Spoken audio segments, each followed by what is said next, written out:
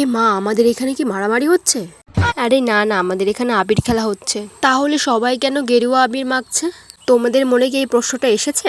সেটাও তো ভাবার প্রশ্ন। আরে বলছি সবকিছু পরে বলছি। দেখো আমাকে কেমন বানিয়ে দিয়েছে আবির দিয়ে। আচ্ছা সবকিছু পরে বলছি, আগে বলো তো। 1 মাসে মানে 30 দিনে আমি 30টা ব্লগ শেয়ার করব তোমাদের সাথে।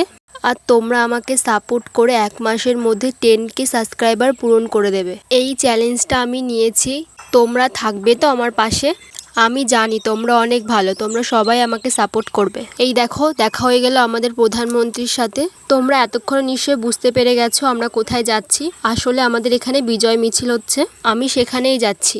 আচ্ছা তোমরা কে কে দাদার ভক্ত আর দিদির ভক্ত গো?